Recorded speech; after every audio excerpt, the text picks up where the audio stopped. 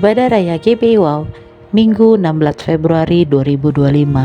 Firman Tuhan akan disampaikan oleh Pastor Judita Manik. Ibadah ini akan disertai dengan ibadah anak dan teens.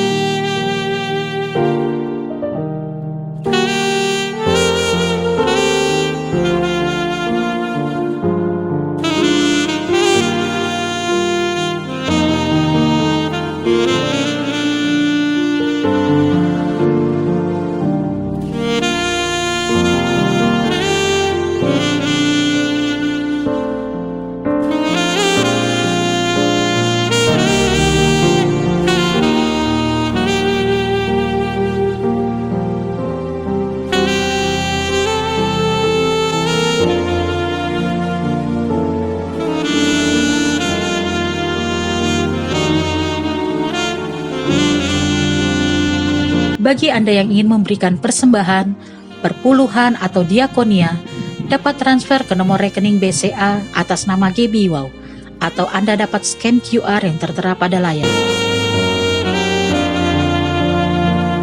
Mari sama-sama kita ucapkan Mazmur 91.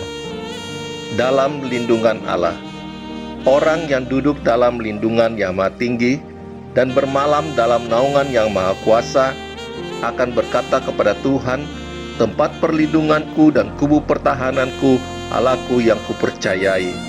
Sungguh, dialah yang akan melepaskan engkau dari jerat penangkap burung, dari penyakit sampar yang busuk. Dengan kepaknya ia akan melindungi engkau, di bawah sayapnya engkau akan berlindung. Kesetiaannya ialah perisai dan pagar tembok.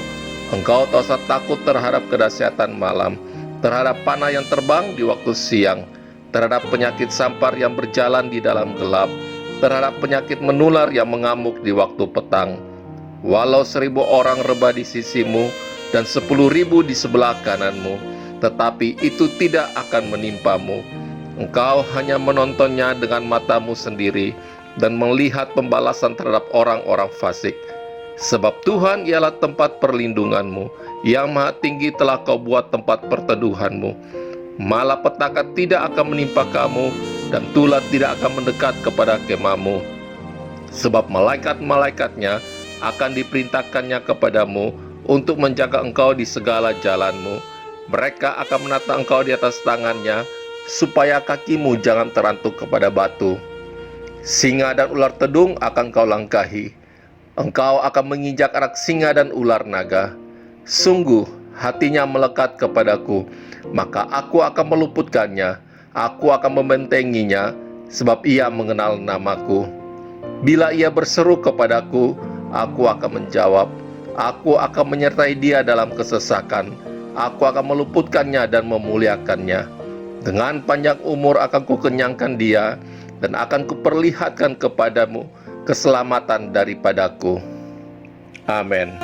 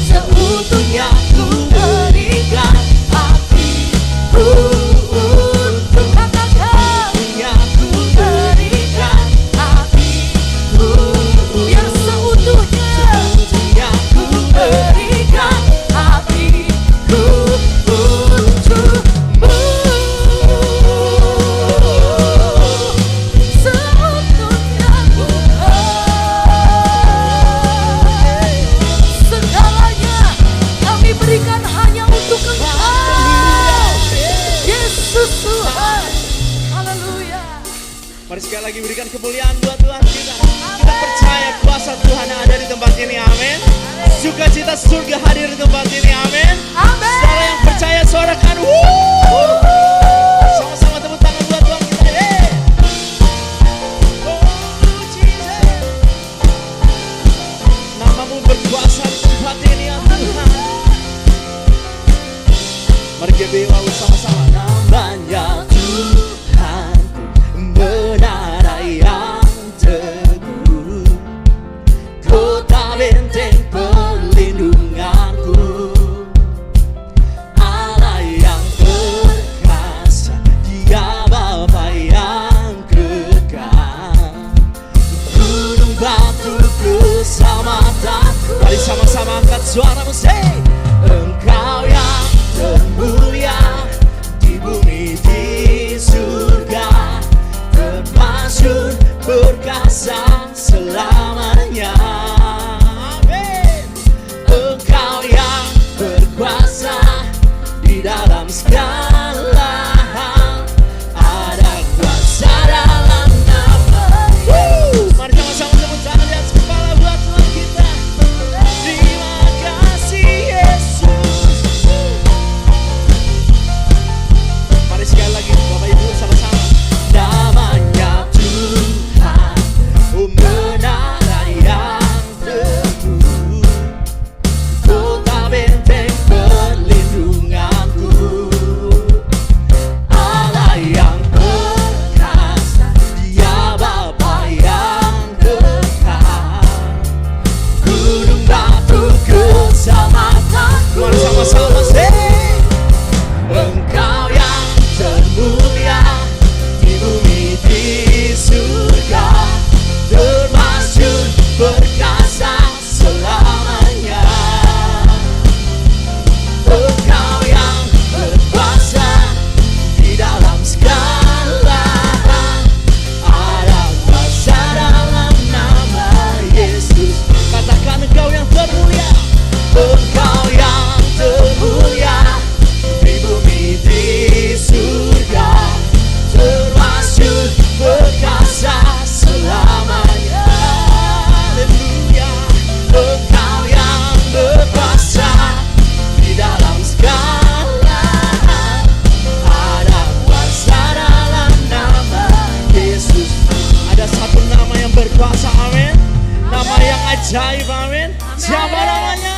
Yesus. Sekali lagi, siapa namanya? Yesus. Mari sama-sama angkat tanganmu, kita mau katakan, say, nama di atas segala nama, nama yang telah membebaskanku. Sama-sama say, oh segala kuasa tunduk pada nama itu, Yesus Tuhan segala Tuhan. Oh, nama di atas segala nama, oh Jesus, nama yang telah membebaskanku. Sama-sama katakan,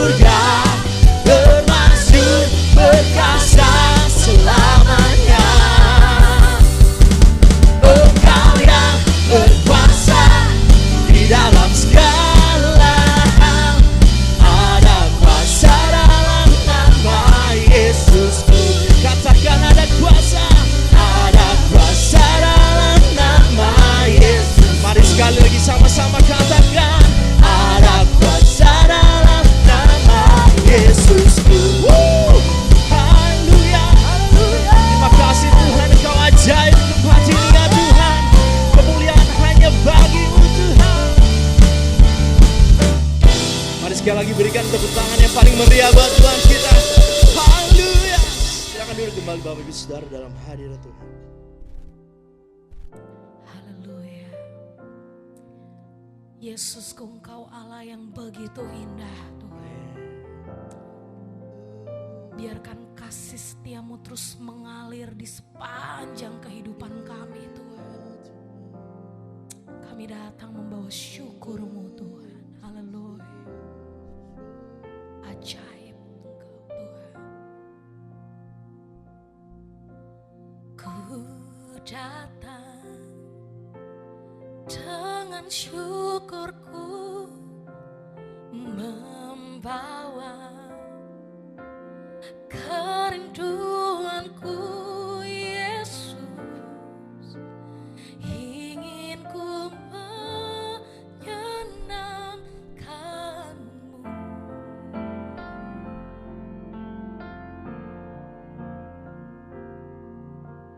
Karya-Mu indah bagiku, kasih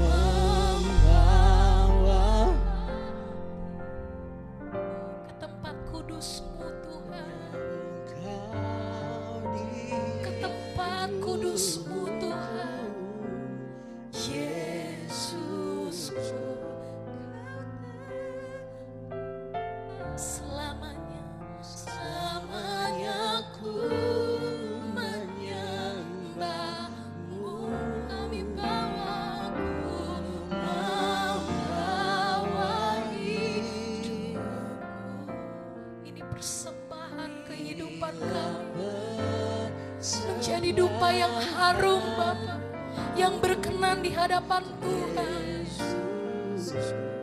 Kau terindah, selamanya ku menyembahmu.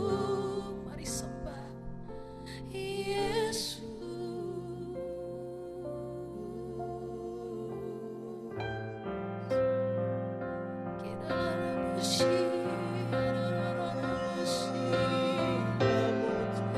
Bawa kami erat di hadirat-Mu Tuhan.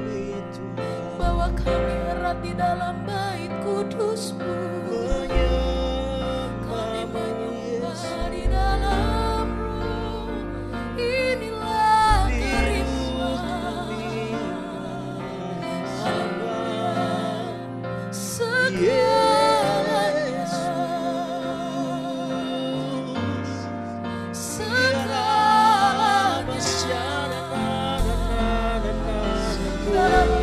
Mari kita sembah Raja di atas segala. Kami menyembah, kami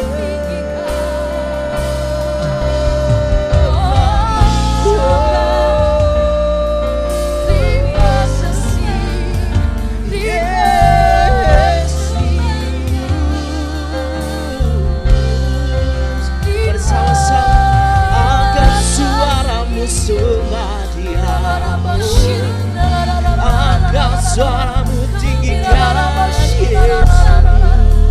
semuanya nyata, Biar namamu kegigilan.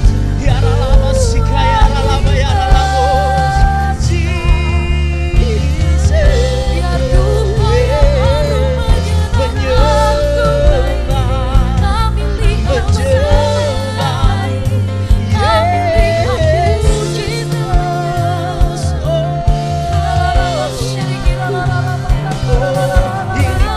pujian kami Tuhan, ini penyembahan kami, kami naikkan di hadapan-Mu Yesus. Ya ralaba sika ya ralaba ya ralaba ya ralabu, ya ralaba ya ralaba sika ya ralaba Jesus. Bersama-sama sembahkan suaramu sembah Yesus. Biarkan atmosfer surgamu mengalir. Sembah Yesus. Ya Rama Shalom. Ya Rama Shalom.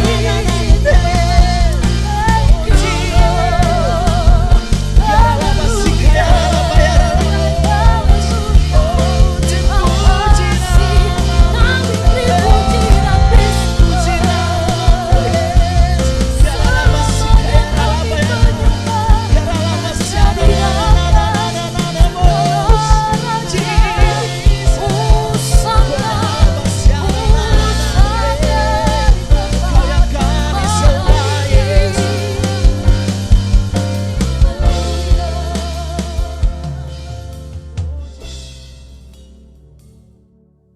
Shalom semuanya. Tahun 2025 adalah tahun penuaian, the year of harvest. Ayat emasnya adalah Ulangan 11 ayat 13 dan 14 dan Yohanes 4 ayat 35.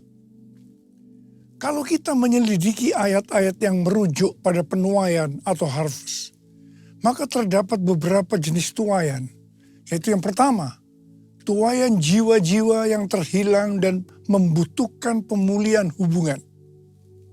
Yang kedua, tuaian perluasan kerajaan Allah. Yang ketiga, tuaian berkat rohani dan jasmani. Yang keempat, tuaian hidup yang berbuah atau buah roh. Yang kelima, tuaian hidup yang kekal. Dan yang keenam, tuaian di bumi yang mengalami murka Allah. Saya percaya ke depan ini, Tuhan akan berbicara tentang hal-hal di atas. Mengenai target penyelesaian amanat agung tahun 2033, Tuhan mulai membukakan pengertiannya pada waktu Global Council Empower 21 meeting di Hawaii tahun 2013. Tuhan memberikan visi, setiap orang, everyone, akan mendapatkan kesempatan untuk berjumpa secara otentik dengan Tuhan Yesus melalui kuasa dan hadirat Roh Kudus pada Pentakosta 2033. Terus terang kita semua bingung, termasuk Billy Wilson dan saya sendiri. Beberapa bulan setelah itu Billy Wilson ke Manila dan dia hadir di konser Planet Shakers dengan memakai baju berwarna merah. Tiba-tiba pimpinan Planet Shakers yaitu Neil Smith menyuruh berhenti. Dan dia bilang, ada pesan Tuhan untuk orang yang berbaju merah. Dia berkata, saya tidak kenal Anda, saya tidak tahu siapa Anda, tetapi Tuhan katakan Anda harus berpikiran besar. Terus terang Billy Wilson kaget mendengar nubuatan itu. Karena selama ini dia berpikir, bagaimana ini bisa terjadi? Ternyata untuk itu perlu punya pikiran besar.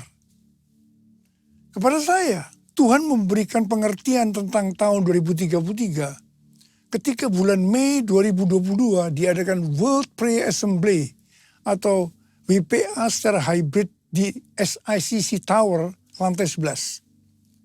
Ada 3 orang yang berbicara secara online di mana mereka semua berbicara tentang tahun 2033. Mereka adalah Bill Wilson, aliran Pentakosta, Rick Warren dari aliran Baptis, dan Nicky Gamble dari aliran Anglican. Tiba-tiba Tuhan memberikan pengertian kepada saya. Dan saya berkata, I got it. I got it. Nah, bulan Juli 2022, yaitu 2 bulan setelah pelaksanaan BPA tadi, waktu memulai renovasi Azusa Street Prayer Tower, saya bersaksi tentang hal itu. Di situ hadir Billy Wilson, Tim Hale yang saat itu menjabat sebagai Ketua Umum Church of God, dan mereka pun menyambut baik kesaksian tersebut. Saya percaya ini merupakan konfirmasi bagi kita.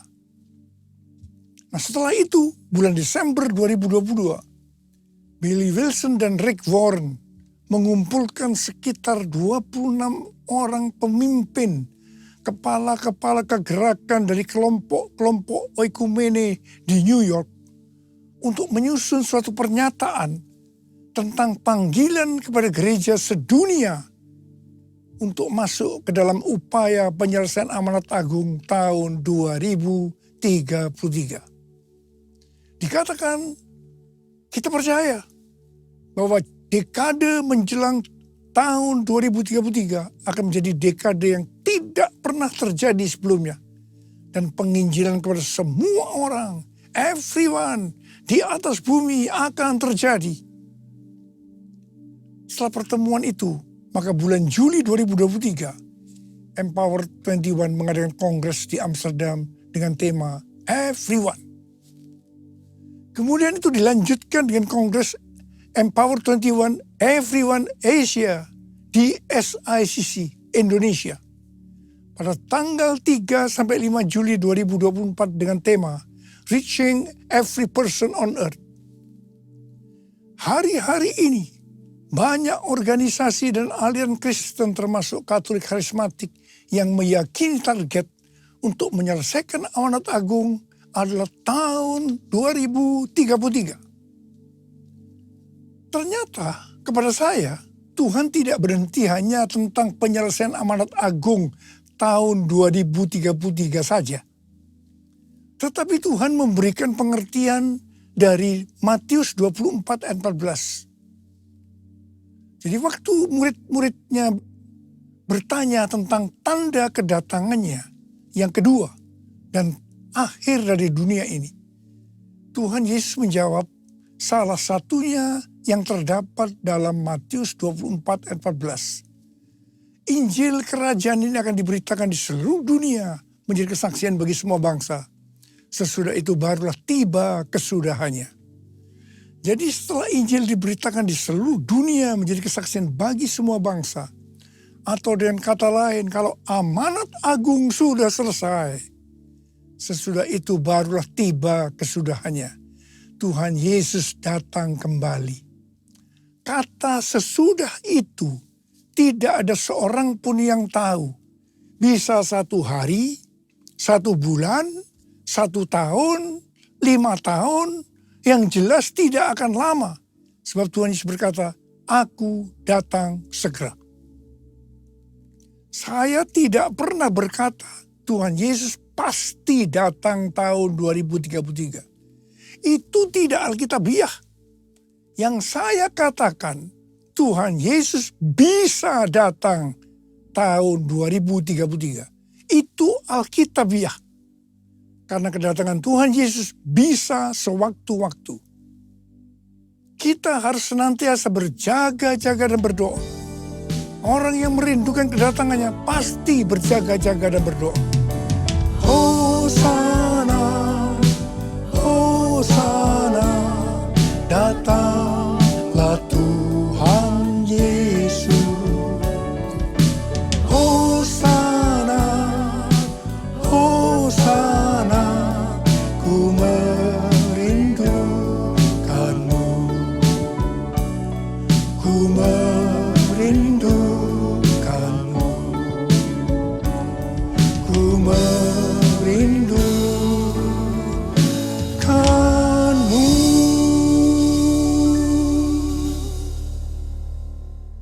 Rick Warren membuat kelompok yang disebut dengan Finishing the Task, menyelesaikan amanat agung, dengan menggunakan pendekatan 4B atau 4B. B pertama, Bibles. Jadi dikatakan kami ingin semua orang percaya di bumi memiliki akses kepada Injil yang diterjemahkan ke dalam bahasa yang ada dalam hati mereka. Jadi artinya Alkitab diterjemahkan ke semua bahasa. B yang kedua, believers. Kami ingin memperlengkapi setiap orang percaya agar secara pribadi bisa bersaksi tentang Yesus. B yang ketiga, Bodies of Christ. Kami ingin semua gereja mendukung dan menanam gereja di area yang belum ada gereja. Dan yang keempat, B yang keempat, Breakthrough Prayer. Kami ingin semua orang di bumi yang belum kenal Yesus didoakan oleh orang yang sudah kenal Yesus. Rick Warren waktu menyelidiki tentang penyelesaian amanat agung mengatakan bahwa sejak 1000 tahun yang lalu, meskipun banyak pria dan wanita hebat yang dipakai Tuhan, tetapi belum bisa menyelesaikan amanat agung. Dia meneliti terutama selama COVID-19 melalui bacaan-bacaan tentang amanat agung. Ternyata sejak 500 tahun terakhir, yaitu sejak reformasi, gereja belum bisa menyelesaikan amanat agung. Kenapa? Jawabannya, karena tidak ada upaya untuk melibatkan seluruh gereja.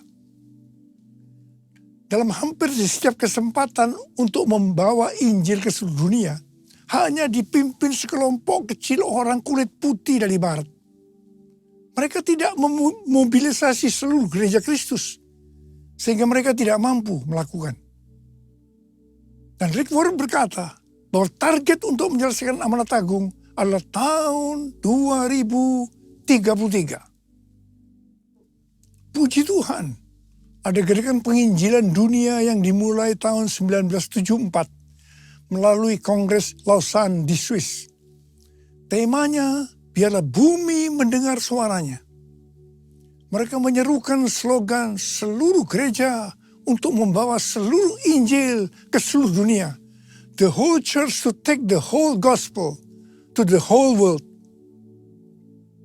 Kongres perdana ini dipimpin oleh Billy Graham dan John Stott. Kongres ini menghasilkan perjanjian Lausanne atau Lausanne Covenant, sebuah dokumen dasar yang menguraikan teologi dan praktik pekerjaan misi. Dokumen ini secara luas dianggap sebagai misi yang paling penting yang dihasilkan di era Protestan. Dengan demikian dokumen ini berfungsi sebagai pemersatu dan pendorong penginjilan dunia di era sesudah tahun 1974. Sesudah itu Kongres Lausanne ini dilanjutkan di Manila, Filipina, tahun 1984 dengan tema Beritakanlah Kristus sampai Dia datang. Setelah itu Kongres Lausanne di Cape Town, Afrika Selatan, tahun 2010 dengan tema Kristus Pendamai Kita. Selama ini, Kongres Lausanne hanya diwakili oleh aliran Protestan. Tetapi pada Kongres Lausanne yang keempat di Seoul, Korea Selatan, pada September tahun 2024 yang lalu, aliran Pentakosta dan karismatik ikut bergabung melalui Pentecostal World Fellowship dan Empower 21. Temanya, Let the Church Declare and Display Christ Together. Biarlah gereja mendeklarasikan dan menampilkan Kristus bersama-sama. Dihadiri oleh 5.394 peserta mewakili 200 negara dan wilayah. Selain itu sekitar 2.000 peserta virtual di lebih dari 100 negara bergabung dalam kongres secara online. Saya mendapat undangan juga mewakili Empower 21 dan saya memilih sebagai peserta secara online. Declare Christ atau mendeklarasikan, memberitakan Tuhan Yesus adalah aspek utama dari iman Kristen dengan cara memberitakan siapa pribadi Yesus Kristus, kasih-Nya, anugerah-Nya, dan perbuatan-perbuatannya kepada seluruh umat manusia, everyone. Display Christ atau menampilkan Kristus artinya mewujudkan sifat-sifatnya, karakternya, dan ajarannya dalam kehidupan sehari-hari lewat gaya hidup kita. Menjadi garam dan terang, hidup yang berprestasi, hidup yang berbuah, hidup yang menjadi berkat. Dengan cara ini, maka kita akan disebut murid Kristus. Dan mereka yang melihat kita akan memuliakan Bapa yang di sorga. Ini yang harus kita lakukan untuk menyelesaikan amanat agung tahun 2033. Haleluya! Bumi penuh kemuliaan-Nya, bumi penuh kemuliaan-Nya, bumi penuh kemuliaan-Nya. Sucilah Tuhan, sucilah Tuhan, sucilah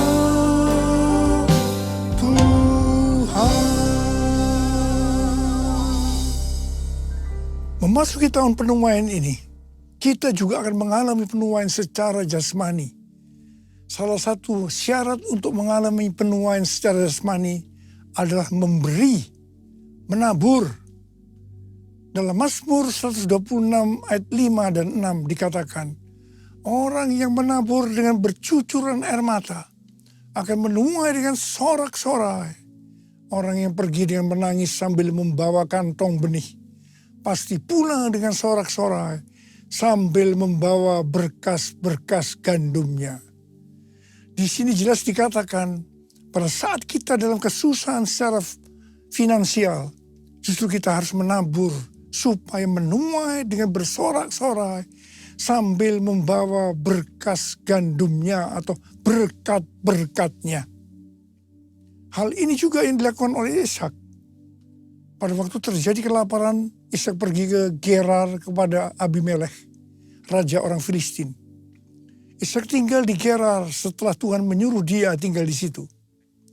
Sesuai dengan Kejadian 26 ayat 12 dan 13, Ishak menabur di tanah itu. Dan dalam tahun itu juga ia mendapat hasil 100 kali lipat. Ia diberkati Tuhan. Orang ini menjadi kaya, makin lama makin kaya, sehingga ia menjadi kaya raya. Pada masa kelaparan, benih yang ditabur pasti persediaan untuk makanannya. Jadi waktu Ishak menabur, pasti dengan bercucuran air mata. Dia tidak tahu kapan kelaparan akan berakhir. Ishak menabur di tanah yang ditentukan oleh Tuhan. Hasilnya, Tuhan memberkati Ishak sehingga ia menjadi kaya. Makin lama makin kaya, hingga ia menjadi kaya raya. Haleluya. Dalam 2 Korintus 9 ayat 6 dan 7 dikatakan, perhatikanlah ini, orang yang menabur sedikit akan menuai sedikit juga.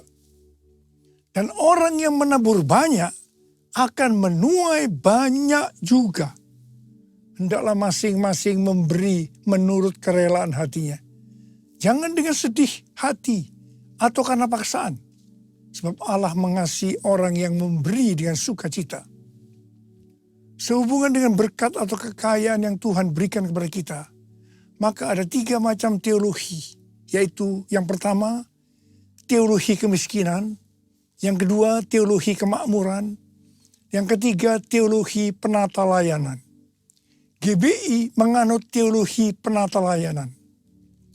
Dalam hal memberi, prinsip teologi kemiskinan adalah karena kewajiban. Bisa jadi tidak rela, sedih karena terpaksa.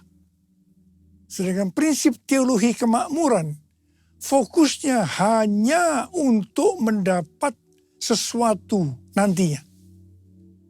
Tetapi prinsip teologi penata layanan, kita memberi, kita menabur karena mengasihi Tuhan. Ini pasti dilakukan dengan sukarela. Dikatakan Allah mengasihi orang yang memberi dengan sukacita. Ada 3 macam respon dari orang percaya dalam hal memberi. Yaitu respon pertama, bagi yang memiliki hubungan yang intim dengan Tuhan. Mereka memberi dengan standar tinggi. Yaitu senantiasa berupaya memberikan yang terbaik untuk Tuhan. Sebagai contoh Maria yang intim dengan Tuhan. Mengurapi kaki Tuhan Yesus dengan rambutnya. Dengan minyak narwastu yang mahal harganya. Yaitu sekitar 300 dinar. Itu merupakan upah 1 tahun bagi seorang pekerja. Jadi sangat besar nilainya. Dan ini merupakan persembahan yang terbaik. Respon yang kedua, bagi mereka yang tidak intim dengan Tuhan. Mereka hanya dapat memahami bahwa memberi persembahan secara materi itu hanya sebagai hukum yang tertulis. Ketika yang lain sudah dengan tekun dan setia memberi persembahan persepuluhan, persembahan khusus, dan persembahan sulung, dia masih sibuk menyelidiki apakah persembahan-persembahan itu alkitabiah atau tidak. Respon yang ketiga, bagi mereka yang cinta uang dan pencuri kas milik Tuhan, seperti Yudas Iskariot, akan mengkritik orang seperti kepada Maria yang memberikan persembahan yang terbaik kepada Tuhan, yaitu minyak narwastu yang mahal harganya, dengan dalih, mengapa tidak diberikan kepada orang miskin saja? Demikian juga mereka yang termasuk orang-orang seperti ini akan menyamaratakan semua pendeta yang mengajar tentang memberi persembahan uang sebagai golongan pendeta yang mencari keuntungan dari jemaat.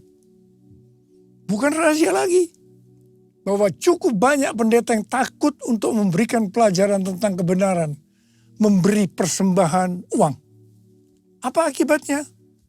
Akibatnya baik pendeta itu maupun jemaatnya gagal untuk menerima berkat yang terbaik yang Tuhan sediakan. Kesimpulannya, memberi persembahan materi dalam kemurahan hati hanya dilakukan oleh orang-orang yang hidupnya intim dengan Tuhan. Orang yang benar-benar mengasihi Tuhan. Saya berdoa agar berkat yang terbaik dari Tuhan akan kita terima dalam tahun 2025 ini. Karena kita intim dengan Tuhan. Bless the Lord, oh my soul. Oh my soul. Worship His holy name.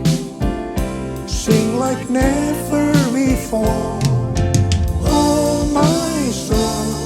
I worship your holy name. Bless the Lord, oh my soul. Oh my soul.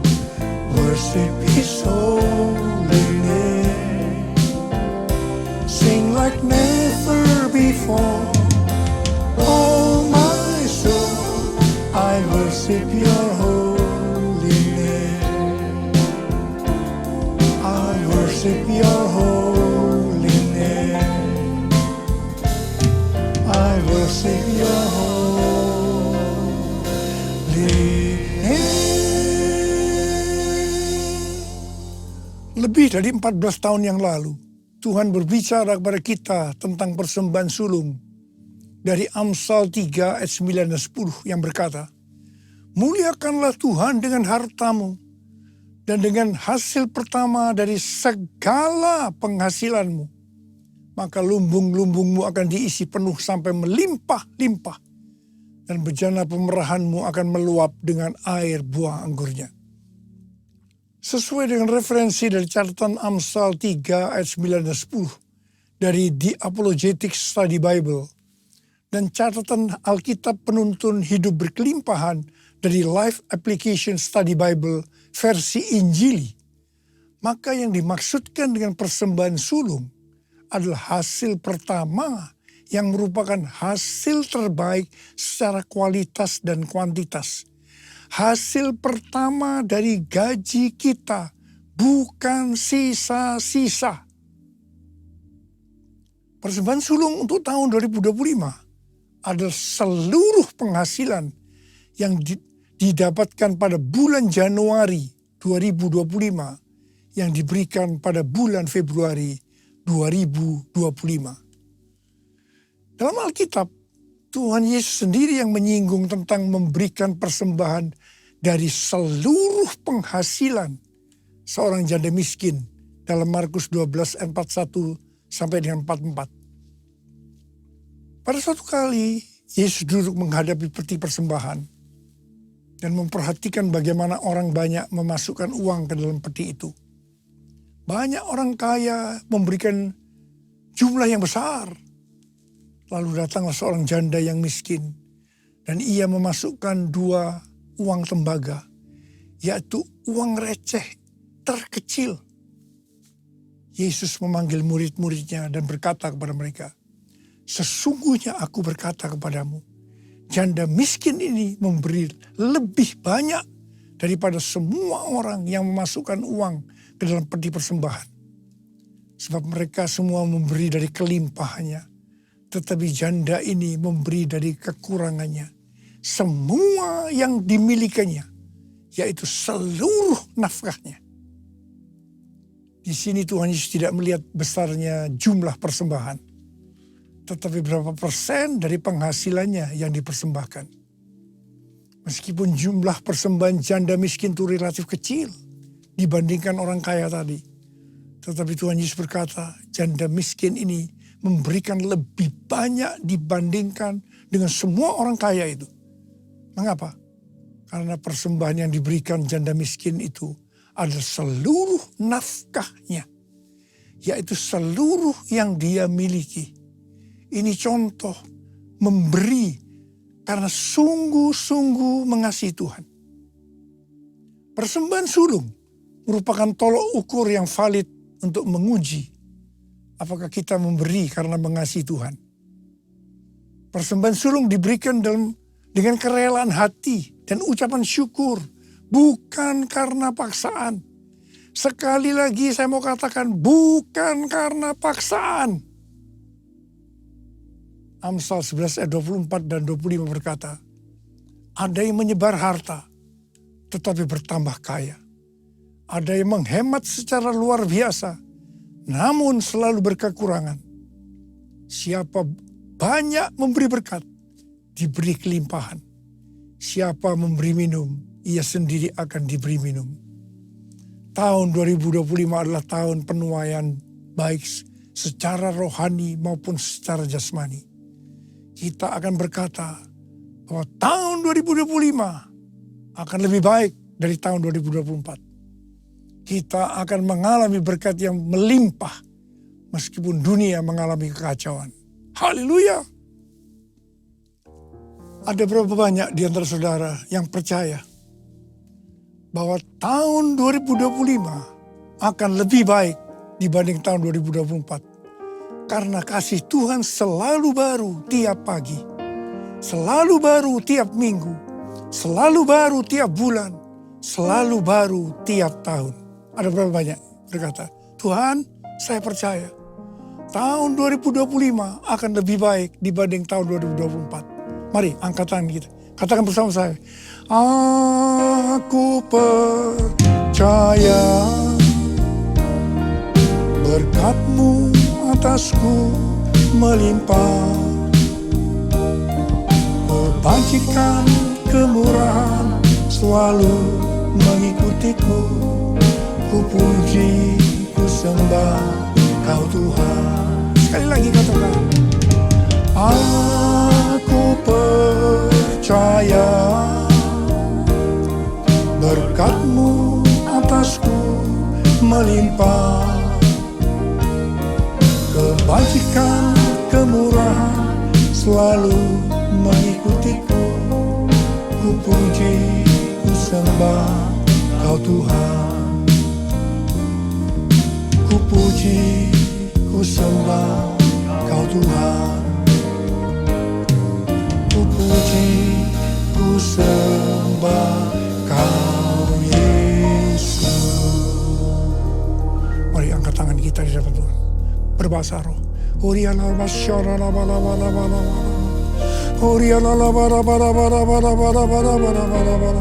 Yang sudah berbahasa roh, kita berbahasa roh. Yang belum berbahasa roh, katakan haleluya, haleluya, haleluya. Kau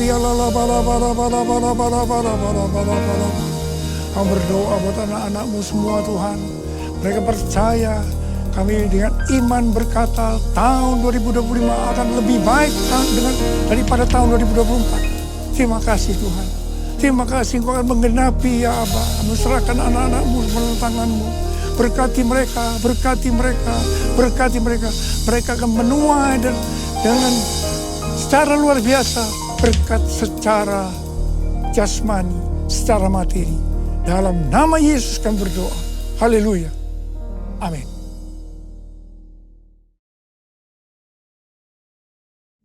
Kita akan memasuk dalam perjamuan kudus. Kita akan mengingat ayat ini. Sebab setiap kali kamu makan roti ini dan minum cawan ini, kamu memberitakan kematian Tuhan sampai Ia datang. Perjamuan kudus adalah perjamuan Tuhan Yesus sendiri. Setiap kali kita masuk dalam perjamuan kudus, Tuhan Yesus selalu berkata, biarlah ini menjadi peringatan akan aku. Peringatan akan aku. Karena itu mari kita tundukkan kepala. Arahkan hati kita kepada kebaikan Tuhan. Saudara, mari. Bapa, siapakah kami sebelum kami mengenal Engkau? Kami semua orang berdosa. Upah dosa adalah maut, mati. Tapi Engkau tidak berdosa dijadikan dosa oleh karena kami semua. Engkau harus turun dari sorga mulia mati, ganti kami dengan penderitaan yang luar biasa. Sungguh kalau kami pikirkan betapa baiknya Engkau Tuhan. Engkau jadikan kami sebagai anak-anak-Mu. Engkau berkati, Engkau bela, Engkau melindungi, Engkau menyembuhkan kami. Engkau juga menegur kalau kami salah ya Aba. Itu Engkau ya Aba. Tuhan Yesus akan memberkati kita melalui perjamuan kudus. Tapi Tuhan mau kita makan dan minum dengan cara yang benar. Karena itu masing-masing sekarang introspeksi. Lihat keadaan diri masing-masing. Jangan menyimpan dosa. Kalau ada dosa yang Tuhan ingatkan yang belum diselesaikan dengan Tuhan, langsung minta ampun. Minta ampun supaya diberkati. Supaya diberkati. Tuhan, Kau melihat anak-anak-Mu yang sedang berdoa, Tuhan, ampuni kami, ampuni Tuhan, ampuni kami, ampuni. Layakkan kami untuk masuk dalam perjamuan kudus. Kami akan masuk dalam perjamuan kudus dengan hati yang penuh ucapan syukur. Dalam nama Yesus kami berdoa. Amin. Sekarang, mari angkat roti di tangan kanan kita tinggi-tinggi. Sebab apa yang telah kuteruskan kepadamu telah aku terima dari Tuhan. Yaitu bahwa Tuhan Yesus pada malam waktu Ia diserahkan mengambil roti. Dan sesudah itu Ia mengucap syukur atasnya. Ia memecah-mecahkannya dan berkata, inilah tubuhku yang diserahkan bagi kamu. Perbuatlah ini menjadi peringatan akan aku. So yang dikasih Tuhan, bukankah roti yang kita pecah-pecahkan ini adalah persekutuan kita dengan tubuh Kristus. Mari kita makan dalam nama Yesus.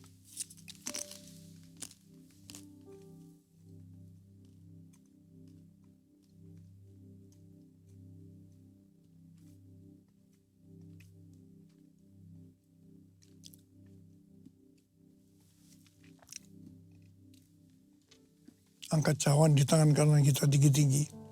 Demikian juga yang mengambil cawan sesudah makan lalu berkata, cawan ini adalah perjanjian baru yang dimeteraikan oleh darahku. Perbuatlah ini setiap kali kamu meminumnya menjadi peringatan akan aku.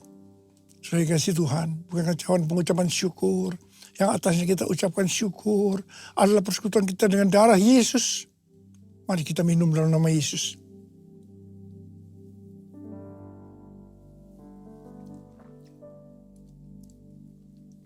Angkat tangan kita. Ucapkan syukur dengan suara, jangan diam.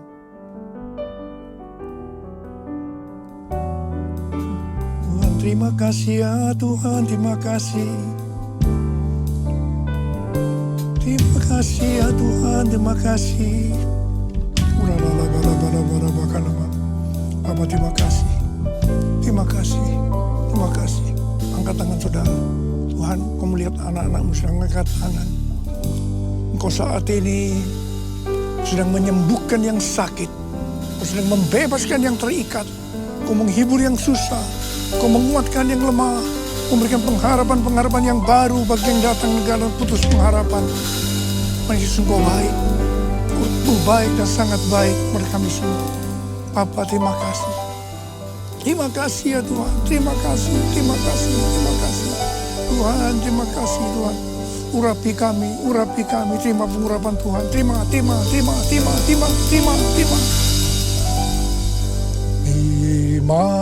kasih Yesusku, terima kasih Yesusku.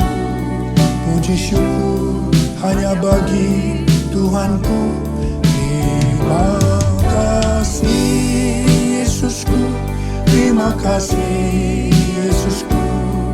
Puji syukur hanya bagi Tuhanku. Puji syukur hanya bagi Tuhanku.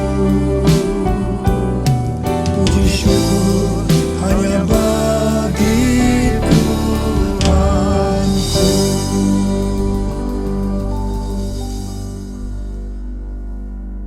Sekarang terimalah berkat Tuhan.